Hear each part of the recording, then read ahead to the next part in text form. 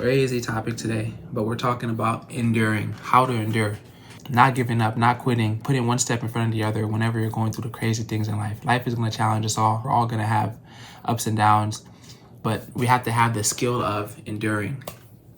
So the toughest moments in life are usually our teacher. We usually go through this life and we just pray certain things don't happen to us. We pray that we don't experience an injury or a car accident, or you don't get embarrassed, or you don't have to speak in public, or these things like that. But if we really knew, if we really understood our psychology, those moments are what we need for our growth. Nothing in life grows without stress, right? Without having stress induced on it. And you will have stress induced on you in life. Some people succumb to it, some people crumble, and they're gonna start going the other direction. They may have to start taking pills or whatever to cope with it, or smoking or drinking or whatever it is. Everyone has a different coping mechanism, but you can endure things with your mind, with your brain. You can take stress and use it to level up your video game character. So in this video, we're going to talk about the importance of stress and enduring when stress comes. Have you ever went through a breakup? Let's just say that.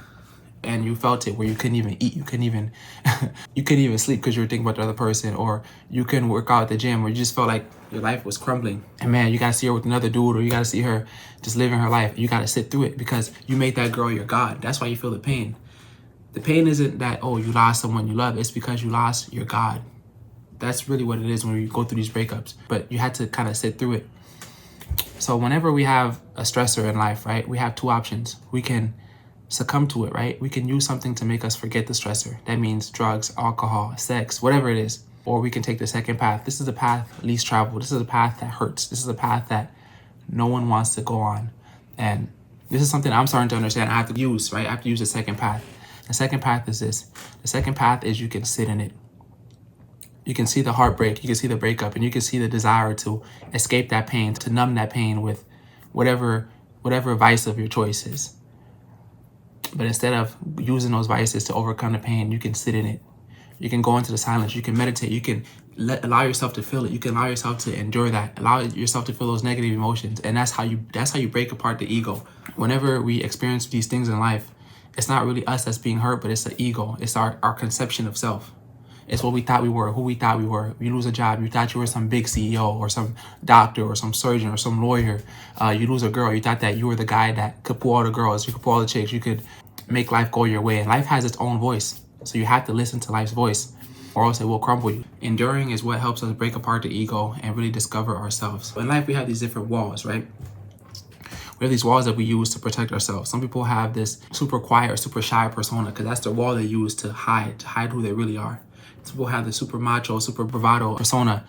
And sometimes life is going to force us to break down those walls, break down those false personas. That whenever you have an opportunity to endure, you have to count it in joy, because at the other side of that stress or that pain, you're going to discover who you really are. In life, you're going to go through the same situations until you learn a lesson.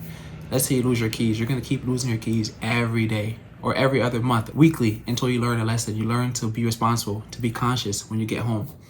Let's say you're someone that has had like 3 car accidents. This is not chance. This is something in you, some habit loop you formed. You're going to keep learning that lesson. You're going to keep going through that experience until you break that habit loop.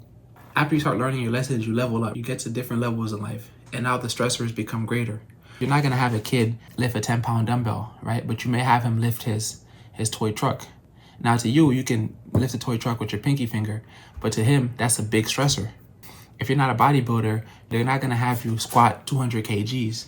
But the Olympians can do that. That stressor is too much for you. So life has a way of teaching us to where it's going to expose us to a stressor that may be a little bit more than what we think we can handle. It's going to force us to rise, to grow in proportion to that stressor. So every year you're going to have new problems. You're going to have problems in business, problems in personal life, problems with other people, problems with accomplishing things. But you have to be glad when you have to endure, when you get the chance to endure or to deal with different stressors.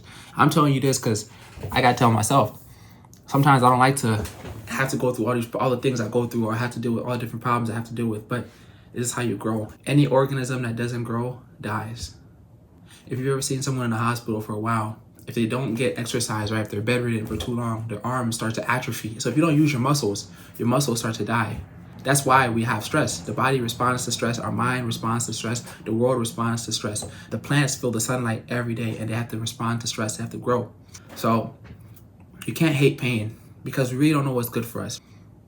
Before you know better, candy just tastes delicious. And fruit is not as sweet as candy, so you prefer candy over fruit, but fruit is healthy for you.